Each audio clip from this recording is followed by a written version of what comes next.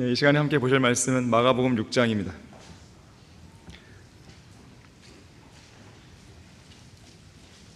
마가복음 6장 45절에서 53절까지를 보겠습니다.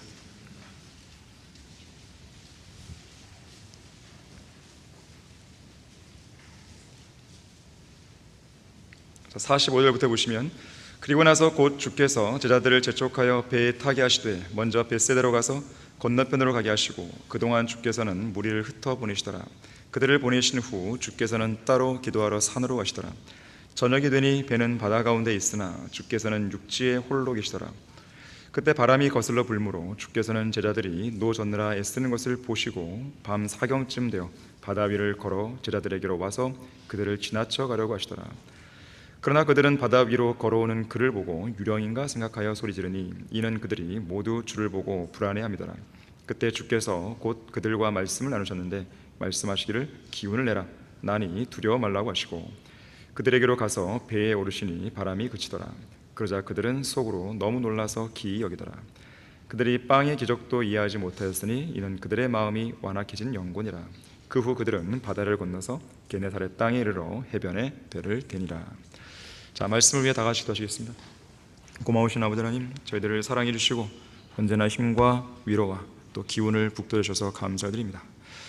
이 시간 아름다운 예배 환경을 조성시켜서 감사합니다. 이 자리에 참석한 성도들에게도 감사드립니다. 우리가 영과 진리로 경배를 드릴 때 주님께서 기쁘게 받아주십시오. 주님께서만이 영광 받아주십시오. 주님의 이름만이 홀로 높임을 받으시길 원합니다. 우리는 주님의 이름을 영원히 송축하고 찬양하길 원합니다. 이 시간 강단에 선포되는 말씀을 통해 다시 한번 우리의 마음을 움직여주시고 반응하게 해주십시오. 우리 모두를 성령으로 충만케 해주십시오. 피곤치 않도록 붙들어 주십시오. 이 말씀 한가운데 우리의 모든 시선과 마음을 온전히 집중할 수 있도록 도와주시길 원합니다. 주 예수 그리스도 이름으로 기도했습니다. 아멘. 본문에 있는 대로 기운을 내라 나니 두려워 말라, 이 제목으로 설교하겠습니다. 하루하루 먹고 사는 게 많이 힘드시죠? 과연 산다는 게 뭔지 그런 생각이 들 만큼 부지런히 땀 흘려 식탁에 빵을 가져오고 열심히 가족을 부양하고 아이들을 먹이고 씻기는 일이 많이 힘에 부치시죠? 세상 풍조에 이리저리 휩쓸리기도 하고 기구한 인생살이에 이리 치이고 저리 치다가 지쳐 쓰러지기도 하고 그냥 앉아있기만 해도 눈물이 절로 흘러내리지 않습니까?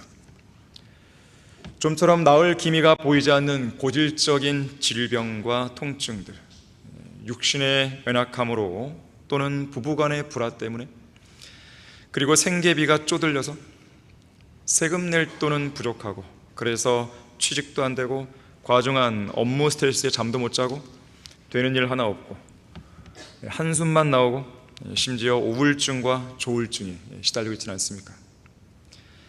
구원받지 않고 성경대로 믿지도 않는 남편이나 아내 또는 부모나 형제 자매들과 하루하루 실랑이를 벌이느라 불필요한 감정 소모를 하면서 점점 지쳐만 가고 있지는 않습니까? 믿음의 선한 싸움에서 승리하지 못하고 사탄과 세상과 육신과의 싸움, 죄들과의 전쟁에서 반복적으로 패배를 하자 한심스러운 자신의 그런 연약한 모습에 대해서 무척 실망하고 모든 걸 포기하고 주저앉고 싶지는 않습니다. 바로 그때 우리의 구주이신 예수님께서는 조용히 다가와서 말씀하시는 거죠. 기운을 내라 나니 두려워 말라. 이 얼마나 강력한 위로의 말씀입니까? 이 얼마나 힘 있는 위로의 말씀입니까? 이보다 더 격려가 되는 그런 격려가 어디 있겠어요? 자, 예수님, 이 말씀을 하신 예수님은 창조주시고 구속주시고 심판주이신 하나님이십니다. 온 우주를 창조하셨고 인류의 모든 역사를 주관하시는 예수님이시죠. 바로 그분께서 힘들고 지쳐있는 우리의 등을 살며시 토닥이면서 누구누구야? 기운을 내라. 조금만 더 힘을 내자꾸나 이렇게 말씀하시죠. 자, 이보다 더 큰 기운과 용기를 북돋아주는 격려의 말씀이 어디 있겠습니까? 초림 당시 예수님께서는 중풍병자에게 뇌혈관의 장애로 인해 생기죠. 갑자기 정신을 잃고 넘어져서 때로는 반신불수가 되기도 하고 언어장애 등의 후유증을 겪기도 하는데, 바로 이 중풍병자에게 이렇게 말씀하십니다. 아들아, 기운을 내라. 내 죄들이 용서받았느니라. 또한 성령 하나님의 뜻을 거슬러 예루살렘으로 올라갔다가 붙잡힌 바울에게도 바울아, 기운을 내라. 내가 예루살렘에서 나에 관한 일들을 증거한 것과 같이 로마에서도 증거해야 한다고 격려를 아끼지 않으셨습니다. 무척 낙심한 엘리야에게는 기운을 차릴 수 있도록 먹을 것과 마실 것을 직접 마련해 주셨죠. 요한복음 16장 33절에서는 세상에서 환난을 당할 제자들에게 세상에서는 너희가 환난을 당할 것이나 기운을 내라고 따스한 격려를 아끼지 않았습니다. 인자이신 예수님께서는 우리의 성품이나 우리의 본성이나 우리의 연약함이나 이 모든 걸 다 아시는 분이십니다. 그냥 무작정만 밀어붙이시는 분이 아니란 말이에요. 우리가 진토임을 다 알고 계시는 거죠. 우리의 부족한 점이 무엇이고 연약한 점이 무엇인지 다 알고 계시는 분이시죠. 우리를 진정으로 위로할 수 있는 유일한 분이십니다. 오늘 본문에서도 갈릴리 바다 한가운데에서 바람과 파도에 시달리는 제자들에게도 기운을 내라, 나니 두려워 말라고 말씀하세요. 우리 성경 침례 교회는 이곳 고촌에 하나님께 영과 진리로 경배를 드리고 또 주님을 위해서 성경적으로 사역하고 섬길 수 있는 이 교회 건물을 지었습니다. 그리고 이 건물의 이름을 우리는 노아의 방주라고 명명했어요. 여러분, 우리 교회 정문 거기 보면 노아의 방주 아세요? 네, 있어요. 거기. 다시 말하자면 지금 이 자리에 앉아있는 우리 모두는 바이블 빌리버스 호, 성경대로 믿는 사람들 호라는 이름의 배를 타고 같은 영, 같은 믿음, 같은 생각, 같은 마음, 같은 사랑을 가지고 같은 보조로 그리고 같은 방향과 같은 목적지를 향해 항해하고 있는 것이죠. 하지만 우리의 항해가 언제나 순탄한 것만은 아닙니다. 바다는 순탄한 바다가 아니에요. 바다는 늘 파도가 넘칩니다. 넘실거리는 것이죠. 해일이 일어날 수 있어요. 태풍이 올 수 있습니다. 강한 바람이 몰아붙일 수 있어요. 비바람이 올 수 있습니다.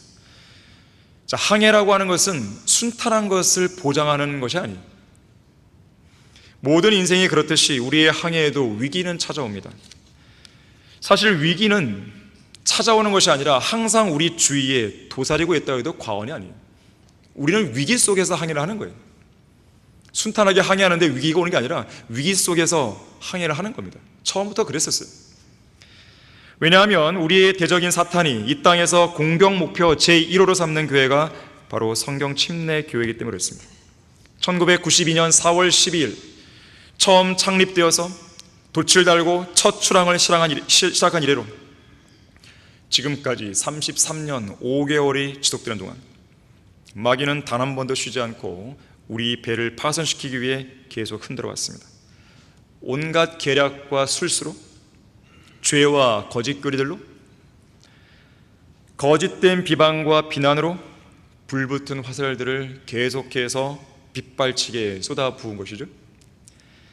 그런가 하면 가짜 성도들과 거짓 교사들을 몰래 심어서 성도들과 담임 목사 사이에 혹은 성도와 성도 사이에 불신과 이간질을 부추겼고 때로는 선상반란을 통해서 이 교회를 좌초시키려 했습니다. 그만큼 마귀는 우리 성경 침례교회를 부담스러워하는 것이에요. 올바르게 보존된 성경인 한글 킹제임스 성경을 이 땅에 믿음과 실행의 최종 권위로 정착시키고 진리의 지식을 꾸준히 확산시키며 이 나라 구석구석까지 전면적인 복음 전파를 통해서 이 민족을 이겨오기 위해 항상 수고하는 성경 침례교회가 마귀들의 세력에게는 엄청난 부담이 되는 거예요. 이 마을회관 하나씩 들어가서 그분들에게 일일이 이제 복음을 전한단 말이에요. 마귀가 좋아하겠습니까, 이걸? 엄청 싫어하는 것이죠. 자, 이렇듯 우리가 탄 배를 인생의 깊은 바다 한가운데에서 파손시켜 수장시키려는 사탄은 시각각 우리 주위를 계속 맴돌고 있는 것이죠. 그리고 기회를 엿봐요. 그리고 크고 작은 위기감을 계속 조성시킵니다. 문제없는 인생이 없듯이 위기가 없는 인생도 없습니다. 인생에서 위기를 경험해보지 않은 성도는 단 한 명도 없어요. 바다에서 위기를 경험해보지 않은 배가 없듯이 이 인생이란 바다에서 위기를 경험해보지 않은 그런 사람은 없습니다. 하지만 유독 위기에 강한 성도가 있고 위기에 강한 교회가 있습니다. 특히 주님께서는 그런 위기 속에 있는 우리 성도들과 교회를 향해서 힘을 북돋워 주시며 말씀하시는 것이죠. 기운을 내라, 나니 두려워 말라. 자, 기운을 내라, 나니 두려워 말라. 첫 번째로 예수님께서는 우리가 기운을 낼 수 있도록 화평을 주십니다. 우리 마음속에 그런 평정심이 생기지 않다면 기운을 낼 수가 없죠. 늘 불안하겠죠. 요한복음 16장 33절 한번 보시겠습니다. 요한복음 16장 33절을 보시면, 내가 이런 일들을 너희에게 말한 것은 너희가 내 안에서 화평을 지니게 하려 함이라. 세상에서는 너희가 환난을 당할 것이나 기운을 내라, 내가 세상을 이겨노라고 하시더라. 자, 주님께서는 우리가 그리스도 안에서 화평을 지니길 원하십니다. 어떤 주님입니까? 세상을 이기신 주님 안에서 화평을 누리길 원하시는 것이죠. 승리는 주님 안에 있기 때문에 화평도 주님 안에서만 얻을 수 있습니다. 패배자에게는 화평이 있을 수 없죠. 승리자가 진정한 화평을 누릴 수 있어요. 그러한 승리는, 그러한 화평은 주님 안에서만 얻을 수 있습니다. 주님 밖에 있으면 패배예요. 주님 밖에 있으면 불안입니다. 두려움이죠. 걱정이죠. 근심이죠. 자, 어떤 화가가 칠흑같이 어두운 바다 한가운데서 무서운 풍랑으로 조난당할 위기에 빠진 배 한 척을 그렸습니다. 그림 속에 그려진 배는 많은 사람을 태운 채 바다 한가운데 침몰 직전에 있었어요. 그런데 참으로 이상한 것은 그 배에 탄 사람들이 침몰 직전에 있음에도 불구하고 겁에 질린 표정이 아니었어요. 비명을 지르지도 않았습니다. 구조를 요청하지도 않았습니다. 공포에 사로잡힌 얼굴은 없었어요. 너무 이상해서 그림을 자세히 보니까 배 앞쪽에서 배의 키를 잡고 항해하는 선장이 다름 아닌 예수 그리스도였습니다. 우리 인생의 배의 키를 잡고 조종하시는 예수님은 요한복음 14장 27절에서 내가 너희에게 화평을 남겨두나니 나의 화평을 너희에게 주노라. 내가 너희에게 주는 것은 세상이 주는 것과 같지 아니하니 너희는 마음에 근심하지 말고 두려워하지도 말라 그랬어. 기운을 내라, 나니 두려워 말라. 세상이 주는 것과 같지 않다 그랬어요. 너희는 마음에 근심하지 말고 두려워하지도 말라. 주님이 주시는 화평, 세상이 주는 화평과는 차원이 다릅니다. 이 세상에는 평화, 화평, 연합, 사랑 이런 말들이 난무하죠. 하지만 이 세상 어디를 둘러봐도 진정한 사랑은 안 보입니다. 진정한 연합은 안 보입니다. 진정한 화평은 없어요. 진정한 평화 없어요. 세상이 주는 화평은 속이 텅 비어 있어요. 공허합니다. 겉만 번지르르는 화평이에요. 입에 발리는 화평입니다. 알맹이는 없고 껍질만 있는 화평이에요. 사람이 속는 거죠. 거짓 평화예요. 일시적인 화평입니다. 잠시 평화인가 싶다가도 언제 그래나 듯이 각자의 이익과 생존을 위해서 또다시 피 터지게 싸웁니다. 그만큼 세상이 주는 화평은 이기적인 화평이에요. 아전인수격인 화평이에요. 자기 기준에 따른 화평입니다. 자기 만족만이 충족되어야 제공될 수 있는 화평이에요. 세상은 하나님의 진리를 희생해야지만 화평을 주려고 합니다. 하나님의 말씀과 예수 그리스도를 버려야만 그 보상으로 화평을 주려고 해요. 너가 타협하면 내가 줄게. 타협하지 않으면 안 돼. 이에 반해서 예수님이 주시는 화평은 내적이고 순수하고 참되고 영적이고 영원하고 지속성이 있습니다. 우리의 모든 지각을 초월해요. 우리는 여러 가지 이제 머리를 굴리는 거죠. 이렇게 해결되면 좀 상황이 나아지고 기분도 좋아지고 화평이 있을 거예요. 그걸 우리는 원합니다. 일반적으로 사람들이 원하는 게 이것이에요. 하지만 그러한 지각을 초월하시는 분이 하나님이신데 그걸 초월해서 화평을 주시는 거예요. 우리 안에 엄습한 두려움을 훨씬 더 능가하고 압도하는 화평입니다. 주님이 주시는 화평은 그렇습니다. 심지어 우리가 주님으로부터 받은 화평은 결코 다시 빼앗기는 법이 없습니다. 주님이 주시는 화평은 정신적인 화평, 물질적인 화평을 뛰어넘는 영적인 화평입니다. 우리가 풍랑 한가운데에 시달리고 있을 때 우리의 주님께서는 그 풍랑 한가운데로 들어오셔서 우리 마음속에 평안을 주시는 것이죠. 태풍을 보면은 그 중심으로 들어갈수록 풍속이 증가합니다. 하지만 그 중심에는 하늘이 무척 맑고 바람이 없는 고요한 상태를 유지하죠. 이걸 가리켜서 태풍의 눈이라고 했어요. 우리의 구주이신 예수님은 태풍의 눈입니다.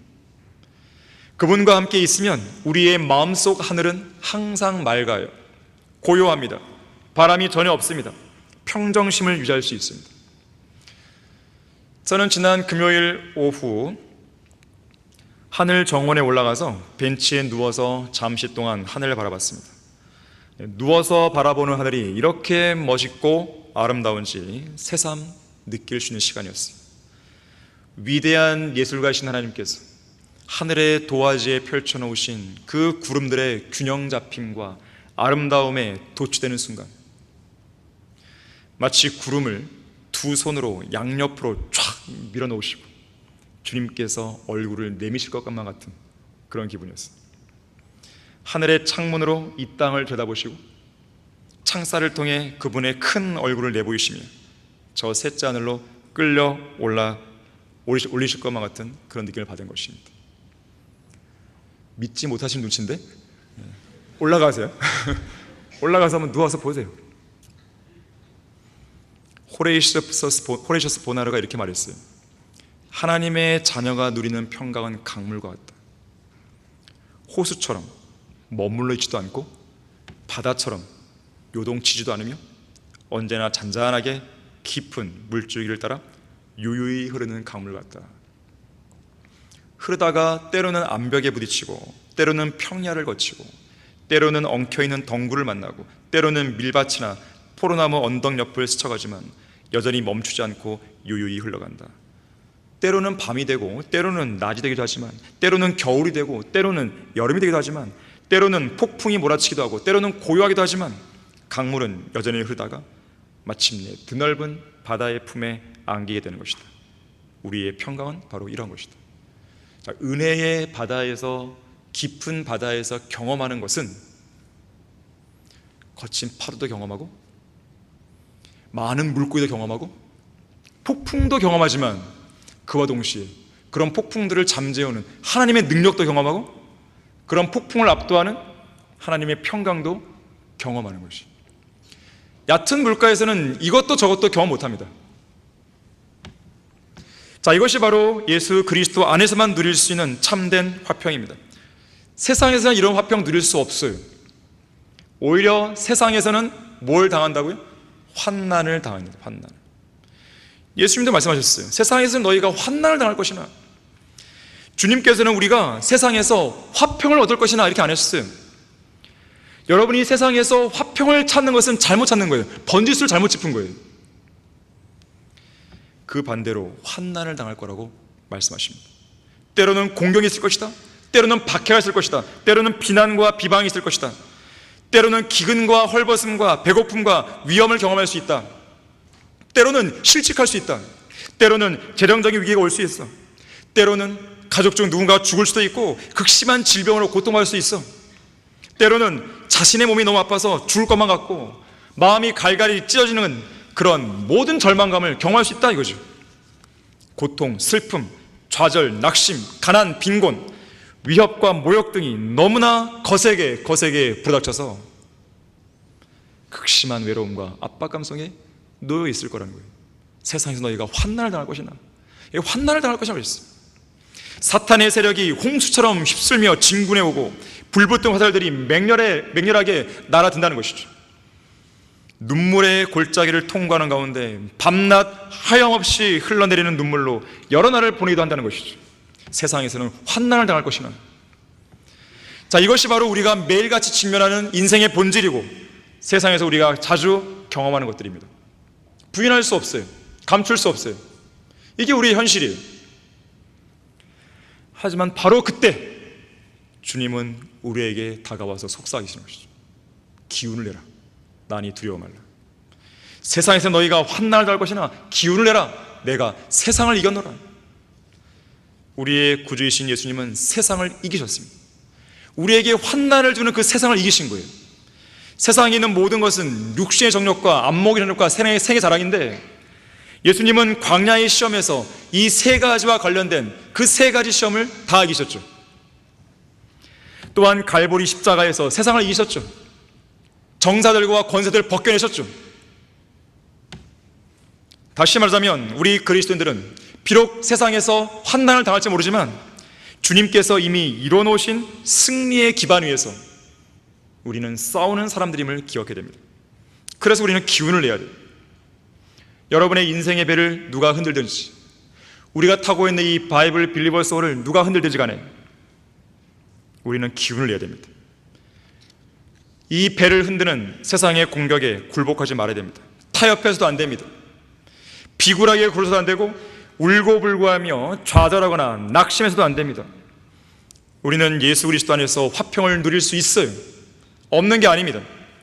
주님께서 이루신 승리의 기반 위에서 싸운다는 그 사실을 확신하고서 우리는 기운을 내서 담대하게 전진해야 되는 것이죠. 기운을 내라. 나니 두려워 말라. 두 번째로, 하나님께서는 우리가 기운을 낼 수 있도록 약속의 말씀을 주십니다. 약속의 말씀. 화평만 주시는 것이 아니라 약속의 말씀을 주시는 거예요. 자, 사도행전 27장을 보겠습니다. 사도행전 27장 21절에서 26절까지를 보시면 바울은 로마로 압송되어 가는 그 항해길에서 폭풍을 만나게 되죠. 모든 소망을 다 잃고 절망할 그런 상황에 뱃사람들은 빠지게 됩니다. 바로 그때 바울이 하는 이야기입니다. 21절 보시면 여러 날을 먹지 못한 뒤에 바울이 그들 가운데 서서 말하기를 여러분이 내게 경청하고 크레테를 떠나지 않았으면 이와 같은 타격과 손실을 입지 않았으리라. 이제 내가 여러분에게 권하는 것은 기운을 내라는 것이라. 여러분 가운데 생명에는 아무런 손상이 없을 것이요 단지 배만 상하게 될 뿐이라. 얼마나 위로가 되겠습니까? 내가 속해 있고 또 내가 섬기는 하나님의 천사가 간밤에 내 곁에 서서 말하기를. 하나님의 천사는 폭풍 한가운데로 오신 거예요. 지금 바울아 두려워 말라. 내가 반드시 카이사 앞에 서야 하리라. 그러므로 보라, 하나님께서는 너와 함께 항해하는 모든 사람들을 너에게 주셨니라고 하였니라. 다 살려주겠다는 것이죠. 그러므로 여러분이여 기운을 내라. 나는 하나님을 믿나니 나에게 말씀하신 그대로 되리라. 그러나 우리가 어떤 섬에 닿게 되리라고 하더라. 계속 반복되는 내용이죠. 기운을 내라. 두려워 말라. 기운을 내라. 사도 바울은 그 누구보다도 모든 위기에 강한 성도였습니다. 대부분의 성도들은 바울과 같은 이런 위기의 순간에 직면하면 어떻게 할지 몰라서 초조해하거나 두려워하고 낙심하고 자포자기해버리죠. 또는 자기 힘으로 이 위기를 타개해버리다가 오히려 이를 그르칩니다. 자, 그러나 우리는 어떤 위기 속에서도 이 위기로 인한 두려움과 중압감을 극복할 수 있는 유일한 길은 하나님을 신뢰하는 믿음이라는 것을 기억하셔야 돼요. 다른 방법은 없어요. 다른 대안은 없습니다. 그리스도인에게는 딱 한 가지 대안밖에 없는 거예요. 하나님의 말씀의 약속을 믿는 것입니다. 하나님을 신뢰하는 것이죠. 그거 외에 다른 대안을 찾는 것 자체가 어리석은 것이에요. 믿음보다 위기 속에서 더 강력한 무기도 없습니다. 더 확실한 해결책도 없습니다. 마귀는 위기감이 조장하는 두려움을 이용해서 우리 마음속에서 믿음을 저만치 밀어내버립니다. 하지만 우리는 반대로 견고한 믿음을 통해서 그 두려움을 저 멀리 몰아내야 됩니다. 군대가 나를 대적하여 진을 쳐도 내 마음은 두려워하지 않고 전쟁이 나를 대적해서 일어나도 나는 담대할 것이라고 말했던 다윗처럼 고백해야 되는 거예요. 위기의 순간에 우리에게 그러한 믿음이 있다는 것을 주님께 보여드려야 됩니다. 주님은 무척 기뻐하시는 거예요. 믿음이 있는 자는 하나님을 기쁘시게 하는 거예요. 믿음을 가진 자는 하나님을 기쁘게 합니다. 그래서 여러분들이 내가 주님을 믿는다고, 나는 주님의 말씀을 확신한다고, 주님께서 나에게 하신 말씀 나 그대로 믿겠다고 그렇게 고백하시는 거예요. 그럼 하나님은 무척 기뻐하시는 겁니다.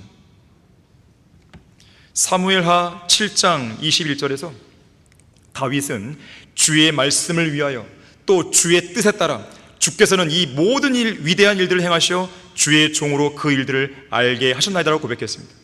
저는 이 말씀을 너무나 사랑하는 말씀입니다. 주의 말씀을 위해서 또 주의 뜻에 따라 주께서는 이 모든 위대한 일들을 행하시어 주의 종으로 그 일들을 알게 하셨다 그랬어요. 저는 이 말씀을 읽을 때마다 우리 교회의 모습을 보는 것이죠. 이 땅에 올바르게 보존된 성경인 한글 킹제임스 성경을 주시고 참된 신약 지역교회인 성경 침례교회를 세우신 위대하신 하나님께서는 그분의 말씀을 위해서 그분의 뜻에 따라 이 모든 위대한 사역을 행하셔서 주의 종들인 우리로 하여금 그 위대한 일들을 깨닫게 하고 계신 것이죠. 하나님께서는 이 위대한 사역을 이루시기 위해서 이 역사의 무대에서 바쁘게 움직이고 계십니다. 주님은 졸고 계신 게 아니에요. 주님은 주무시는 게 아니에요. 주님은 바쁘게 움직이고 계세요. 그 누구보다도 바쁘게 움직이십니다. 필요한 사람들을 사역에 붙여주시고, 때로는 세상 죄인들의 마음을 바꿔주셔서 그들이 구원받게 하시고, 때로는 필요한 물질을 넘치게 채워주시고, 때로는 지혜를 주셔서 글을 쓰게 하시고 설교하게 하시고 복음을 전파하게 하시고, 이 교회에서 이루어지는 모든 일들을 이 교회에 속한 성도들 통해서 이루게 하시는 거예요. 하나님의 역사입니다. 때로는 따스하고 다정한 위로와 격려의 말씀과 더불어서 걱정 말고 열심히 잘해, 우리의 등을 토닥이시면서 용기를 불어 넣어주신 것이죠. 우리는 그러한 선한 손길들을 매 순간 느끼게 되는 것입니다. 지난 2022년 1월 26일 이래로 지금까지 제가 사역을 해오면서 한결같이 느끼고 또 확신하고 또 확신하고 또 알게 되고 또 알게 되는 것은, 하나님의 사역에 관한 내가 내 힘으로 할 수 있는 게 아무것도 없고 또 실제로 내 힘으로 하고 있는 것이 아무것도 없다는 사실입니다. 내가 내 힘으로 움직일 수 있는 것이 아무것도 없고 또 실제로 내 힘으로 움직이고 있는 것이 아무것도 없다는 것이, 그저 우리는 하나님께서 일하시고 움직이시는 그 사역의 현장에, 그 사역의 중심에 우리는 서 있을 뿐이고 그분의 손에서 움직이고 있을 뿐입니다. 주님께서 마련해 주신 그 역사의 현장에서 주님이 맡기신 일을 우리는 수행하고 있을 뿐이에요. 사역의 처음부터 끝까지 하나님이 개입하시고 하나님이 주관하시고 하나님께서 우리를 들어주셔서 그 일들이 이루어 가시는 거예요. 모든 결실들, 모든 열매들, 사역의 진전들, 그것은 하나님께서 하시는 일입니다. 자, 그런 상황에서 우리가 뭘 걱정할 필요가 있겠어요? 뭘 두려워합니까? 뭘 염려합니까? 위기가 갑자기 왔다 해서 두려워합니까? 위기가 또 안 왔다 해서 또 편합니까? 어차피 모든 사역의 처음과 마지막은 하나님께서 관장하시는 거예요. 자, 그 하나님께서 계시는데 어떤 위기가 왔다 한들 그것이 하나님께 무슨 의미가 있겠어요? 그것이 이 사실을 인지하지 못하고 우리가 하고 있다 이 생각을 하게 되면 위기가 오는 순간 바로 넘어지는 것이죠. 그게 문제입니다. 여러분은 모든 것이 기도에 달려있다는 이 생각으로 하나님께 매달리셔야 돼요. 진지하게 기도하셔야 돼요. 간절히 기도하셔야 돼요. 여러분은 이 교회를 위해 기도해야 됩니다. 하나님의 사역을 위해 기도해야 됩니다. 이 교회를 통해 전개되는 하나님의 사역을 위해서 간절히 기도해야 되는 것이죠. 기도로 분투하고 기도로 협력해야 돼요. 그것이 여러분의 임무고 여러분의 목적, 여러분의 의무인 것이죠. 본분이에요. 자, 기도는 우리를 안전한 항구로 이끌어줍니다.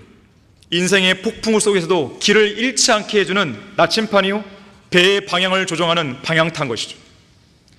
주님께서는 기도를 통해 마음을 주님께 의탁하는 그 성도들을 인생의 폭풍우 속에서도 완전한 화평 가운데 지켜주시는 것이죠.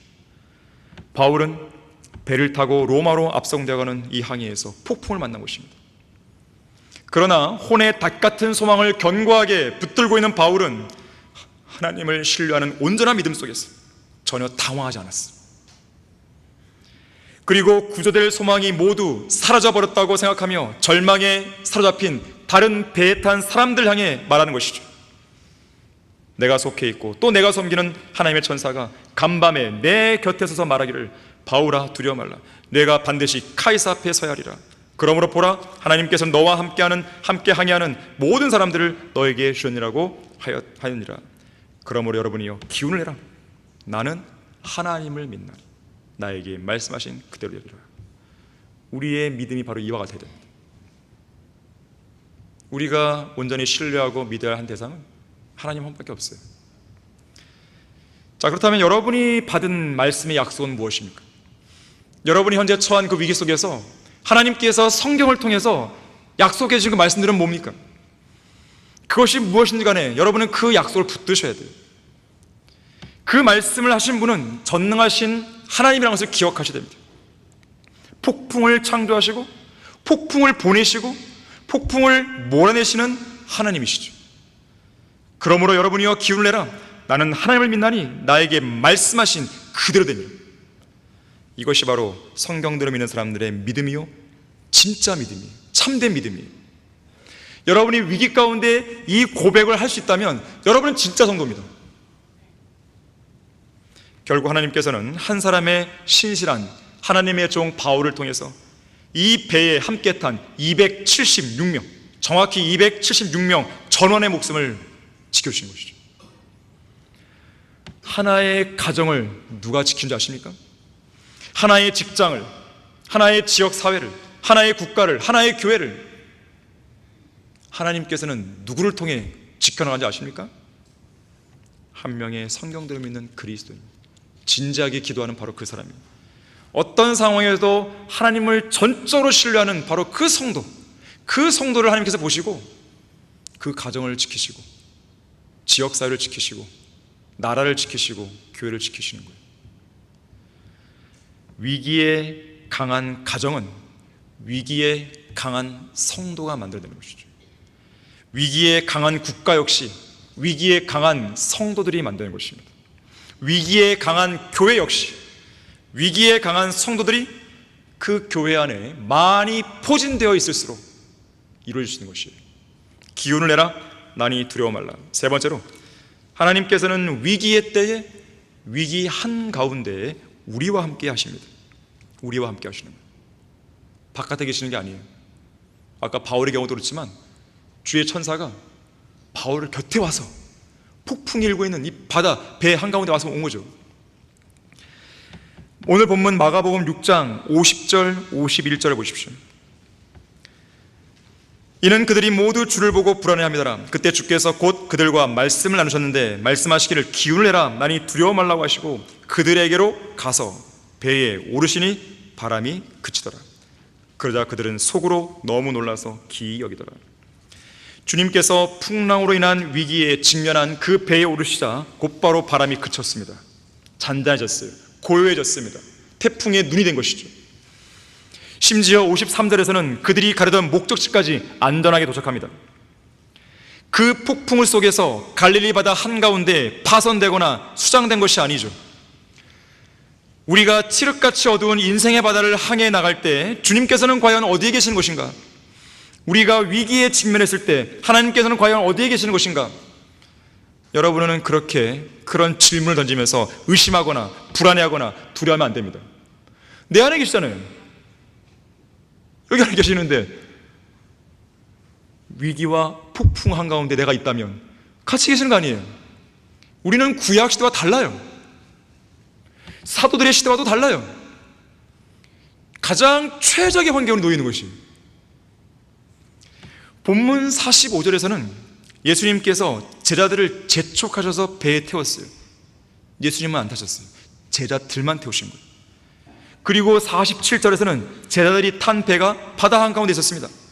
예수님은 그 배에 안 계셨어요. 때가 저녁이 되었는데도 주님은 여전히 그 배에 계시지 않았습니다. 같은 사건을 기록하고 있는 요한복음 6장 17절에서는 날이 이미 어두워졌으나 예수께서는 아직 그들에게로 오시지 않았다고 그랬어요. 다시 말해서 날이 어두워지자, 아직 주님이 오시지 않자 제자들의 마음속에 두려움이 엄습하기 시작합니다. 우리의 인생도 마찬가지. 이처럼 우리의 인생에 어두운 그림자가 들이고 있고 사방에서는 마귀의 세력들이 스멀스멀 다가오고 있으며 각종 위기가 서서히 우리의 마음을 짓눌러 오고 있는 이 상황에서 주님은 어딘가로 멀리 가셔서 아직도 돌아오시지 않은 것만 같고 또한 주님이 함께 하시지 않을 것 같은 그런 불안한 기분이 우리의 마음을 엄습하는 것이죠. 도대체 주님은 어디 계시는 것인가? 왜 응답이 없으신 것인가? 무엇을 하고 계실 것인가? 주무시는 것인가? 아니죠. 주님께서는 46절에서 뭐하고 계십니까? 기도하고 계십니다. 산에 올라가 기도하십니다. 인생의 어두운 그림자가 들이고 있는 우리를 위해서 기도하고 계시는 것이죠. 우리 마음 중심에서 기도하시고 저 셋째 하늘에서 기도하시는 것이죠. 하나님의 보좌 오른편에서 우리를 위해 중보하시죠. 그런가 하면 48절에서는 저녁 시간을 훌쩍 넘어 한밤중을 지나 밤 제4경에 이를 때까지 제자들은 주님이 없는 상황에서 배를 향해 불어오는 풍랑과 사투를 벌이고 노를 젓느라 애를 씁니다. 여전히 주님은 소식이 없어요. 전혀 관심이 없으신 것 같아요. 정말로 그런 것인가? 48절을 다시 보시면 놀라운 기록 하나가 들어있습니다. 주님께서는 제자들이 노를 젓느라 애쓰는 것에 무관심하지 않고 그 장면을 어떻게 했다고요? 보고 계셨어요. 보셨어요. 주님은 분명 육지에 계시는데 보셨어요. 참으로 놀라운 것이죠. 쉽게 지나쳐버릴 수 있는 이 대목에서 성령 하나님께서는 보시고라는 단어를 영감으로 기록해 주신 것이죠. 칠흑같이 어두운 한밤중에 풍랑이 거세게 일어나는 인생의 바다에서 사투를 벌이고 있는 여러분을 주님은 주시하고 계신 거예요. 예수 그리스도의 피로 구속받은 우리는 하나님께서 우리를 절대로 떠나지도 않고 버리지도 않고 단념하지도 않고 포기하지도 않겠다고 그런 약속을 주셨는데 우리는 그 약속을 항상 굳게 붙들어야 되는 것이죠. 시편 71편 8절에서 한 성도가 부르짖습니다. 이제 내가 늙고 백발이 된 후에도 오 하나님이여 나를 버리지 마소서. 그러자 하나님께서는 이사야 46장 4절에서 응답하시죠. 너희의 노년에 이르러서도 내가 그니 백발이 될 때까지도 내가 너희를 품을 것이라. 내가 지었으니 내가 안고 품을 것이며 너희들을 건져내리라. 하나님께서는 전에 우리와 동행하셨고 지금도 동행하시고 앞으로도 영원토록 계속해서 우리를 그분의 품에 안으시고 동행하시는 것이죠. 하나님을 올바로 알고 그분을 사랑하는 성도라면 하나님의 이런 동행하심에 대해서 하나님께서 우리와 함께 건다는 이 생각에 매일 매 순간이 즐거울 수밖에 없어요. 우리가 하나님과 함께 이 믿음의 여정을 걸어가는 일은 단순한 허구나 단순한 환상이 아닙니다. 결코 마귀에게 여러분의 생각을 빼앗기면 안 돼요. 하나님께서 우리와 함께 하시는 그 확신을 마귀에게 빼앗기면 안 됩니다. 마귀는 여러분이 밤에 잠을 자고 아침에 딱 일어나는 그 순간을 기다리고 있는 것이죠. 여러분의 마음에 생각을 주입하는 거예요. 하나님은 너와 함께 하는 게 아니야. 불안하지 않아? 오늘 하루하루 해야 될 일이 많이 있는데 스트레스 받지 않아? 어떻게 회사 가서 할래? 각종 그런 두려움과 걱정들을 아침부터 쫙 쏟아놓는 것이죠. 우리가 어떻게 되겠습니까 그때? 말씀을 펼쳐야죠. 기도해야죠. 그래서 아침 일찍 일어나서 말씀을 읽고 기도하는 게 매우 중요한 거예요. 바로 거기에서 승리의 시작을 할 수 있는 그 기반을 마련할 수 있는 것이에요. 안 그러면 마귀는 기다리고 있는 것이죠. 여러분이 일찍 일어나는 것, 여러분이 아침에 눈을 뜨는 것을 기다리는 존재는 마귀예요. 이처럼 주님께서는 항상 우리 교회의 편에 서 계세요. 눈동자처럼 지키시고 능하신 손과 펴신팔로 우리를 안으시고 인도하시는 것이죠. 이 바이블 빌리버스호에 승선하셔서 우리를 안전한 항구로 데려가시는 것입니다. 그래서 우리 노아의 방주는 안전합니다. 물론 그렇다고 해서 위기가 없는 게 아니에요.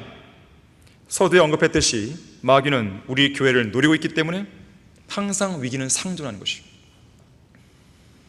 교회의 위기는 언제 올까요? 깨어있지 못할 때 옵니다. 울부짖는 사자처럼 삼킬 자를 찾아 두루다니는 마귀의 계략에 대해서 깨어있지 못할 때 위기는 오는 거예요. 더 이상 하나님을 위해서 일할 일꾼이 안 나올 때 위기는 오는 거예요. 죄에 대해 무감각할 때, 거짓글에 대해 무감각할 때 위기가 오는 겁니다. 세상 풍조에 대해 무감각할 때. 그리스도인은 유행에 민감하지 않습니다. 그리스도인은 세상 사람들의 가치관에 휩쓸려하지 않습니다. 그런데 그렇게 휩쓸려갈 때 위기가 오는 거예요. 사탄의 공격에 무감각할 때 위기가 옵니다. 믿음의 선한 싸움을 싸우려 하지 않을 때 위기가 오는 것이죠. 특히나 누군가가 여러분의 손에서 여러분의 최종 권위인 한글 킹제임스 성경을 내려놓게 할 때 마귀는 슬며시 찾아오고 슬며시 위기도 함께 오는 것이죠. 방법은 매우 교묘하고 다양합니다. 우리의 전쟁 무기인 성령의 칼, 하나님의 말씀을 여러분의 손에서 내려놓는 순간, 다시 말해서 여러분의 무장을 해제하는 순간, 여러분 개인은 말할 것도 없고 이 교회는 엄청난 위기와 소용돌이에 휩싸이는 것이죠. 순수한 의도라는 미명하에 다가오는 교묘한 마귀들의 질문과 간교한 그런 말들에 속아서는 안 됩니다. 우리는 우리가 타고 있는 이 배가 파손되지 않도록 주의해야 돼요. 성도들 각각이 타고 있는 배 하나하나가 파손되지 않도록 주의할 뿐 아니라 우리 모두 함께 타고 있는 이 바이블 빌리버스호도 파손되지 않도록 경계를 늦추지 말아야 됩니다. 믿음과 선한 양심을 붙들라. 어떤 사람들은 믿음에 대한 선한 양심을 내던짐으로 파손하였다고 바울은 경고합니다. 결론을 맺겠습니다. 트렌치라는 사람이 기도의 시간이라는 제목으로 이렇게 시를 썼습니다. 주여, 주님의 임재 가운데 기도로 보내는 이 한 시간으로 우리 마음에 커다란 변화가 일어나나이다. 한 줄기 소나기가 마른 땅을 소생시키듯 우리 마음의 무거운 짐을 덜어주나이다. 우리가 기도로 무릎을 꿇을 때 주변의 모든 것들이 낮아지고 우리가 기도의 자리에서 일어설 때 멀고 가까운 모든 것들이 밝게 빛나는 모습으로 맑고 힘차게 드러나나이다. 기도로 무릎을 꿇을 때는 한없이 연약하나 기도의 자리에서 일어설 때면 한없는 능력으로 가득하나이다. 기도를 하는데 어찌 우리가 늘 연약할 수 있으며 근심에 눌려 있을 수 있나이까? 기도를 하는 한 연약할 수 없고 근심과 혼란에 쌓이는 이런저런 죄악들을 범할 수 없나이다. 기도로 주님과 함께하는 한 기쁨이 넘치고 힘과 용기가 솟아나나이다. 자, 우리의 선장이신 주님께서는 인생의 거센 물결과 폭풍우와 비바람을 헤치고 우리를 안전한 항구로 데려가셔서 안전하게 정박시켜 주실 것입니다. 우리는 우리의 인생의 종착지가 어디인지 알아요.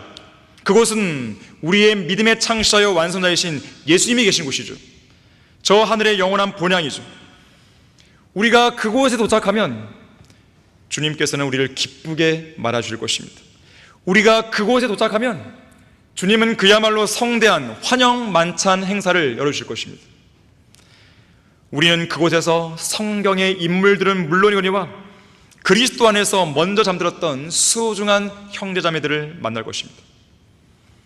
그러한 성도들과 만나서 우리는 찬양을 부를 텐데, 로버트 라울이라고 하는 사람은 이렇게 찬송했어요.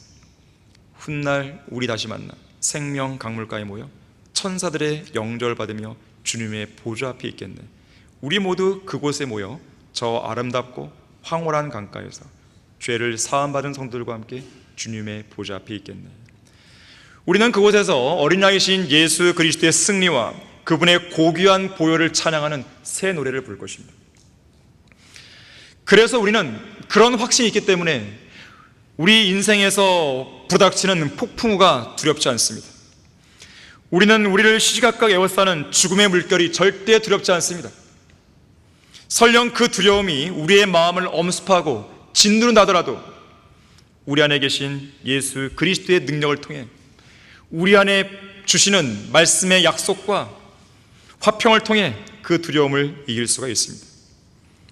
위기에 강한 성도가 위기에 강한 교회를 만듭니다. 재정적인 위기를 맞았다고 해서 흔들리지 마십시오. 실직했다고 해서 용기를 잃지 마십시오. 어떤 큰 질병에 걸렸다고 해서 흔들리지 마십시오. 우리가 존경하고 따랐던 이소호 목사님은 생애 마지막 2년 동안 질병으로 인한 큰 아픔을 인내로 견디면서도 이 교회와 이곳 설교 강단을 지키기 위해 끝까지 최선을 다했습니다. 특히나 30여 년 동안 수차례의 영적 전쟁을 견뎌왔고 배교자들의 반역과 배신을 여러 차례 견뎌온 것이죠. 강한 바람이 불어온다고 해서 언제나 나무가 부러지는 것은 아닙니다. 강한 풍랑이 일어난다고 해서 항상 배가 파손되는 건 아닙니다. 언제든지 강한 바람을 견디는 나무들이 있는 것이고 언제든지 강한 풍랑을 견뎌내는 배들이 있는 것이죠. 가정 안에 영적 전쟁이 치열하게 일어난다고 해서 여러분의 믿음이 약해지면 안 됩니다. 죄와의 싸움에서 패배했다고 낙심해서는 안 됩니다. 마귀에게 졌다고 해서 위축당해 있지 마십시오. 여러분의 혼의 닻은 견고합니까? 세파에 흔들리고 있지는 않습니까? 확실하고 견고한 혼의 닷과 같은 이 소망을 여러분은 견고하게 붙드셔야 돼요. 그렇게 하게 되면 그 소망은 여러분의 순례길에 있어서 든든한 위로가 되는 것입니다. 그리고 그것은 순례자인 여러분의 간증이자 노래가 되는 것이에요. 성경은 말씀합니다. 조금 있으면 오실 이가 오시리니 지체하지 않으시리라. 휴거는 성도들이 이 세상에서 받는 모든 고난의 종지부이자 모든 위로의 절정이에요. 주님께서는 소망을 붙잡기 위해 피난처를 찾아 나온 우리 모두에게 반드시 든든한 위로로 갚아준다는 이 사실을 잊지 말길 바라겠습니다. 자, 기도하겠습니다. 고마우신 아버지 하나님, 저희들을 너무나도 사랑해 주시고 너무나도 자상하게 이끌어 주시고 너무나도 풍성한 말씀으로 먹여주시고 너무나도 완벽한 환경에서 이 사역을 감당케 하시고 또 주님을 섬기게 해주시니 참으로 감사드립니다. 주님의 그 섭리적인 손길은 놀랍고 위대합니다. 주님은 안 계신 것이 아니라 살아계시는 것이고 주님은 멀리 계신 것이 아니라 우리 안에 계시는 것이고 주님은 바깥에서 제3자의 입장에서 우리를 바라보시는 것이 아니라 우리가 겪고 있는 모든 상황들 한가운데 오셔서 우리를 이끄시고 힘을 주시고 기운을 북돋아 주시고 위로를 주시고 계시는 것입니다. 이 자리에 앉아있는 성도들을 잘 기억해 주십시오. 기도에 응답해 주시고 모든 어려움과 위기 속에서 주님의 도우심과 능력으로 승리하는 삶을 사시도록 도와주십시오. 항상 마음속에 화평이, 기쁨이, 감사가, 찬양이 끊이지 않도록 도와주십시오. 주 예수 그리스도 이름으로 기도했습니다. 아멘.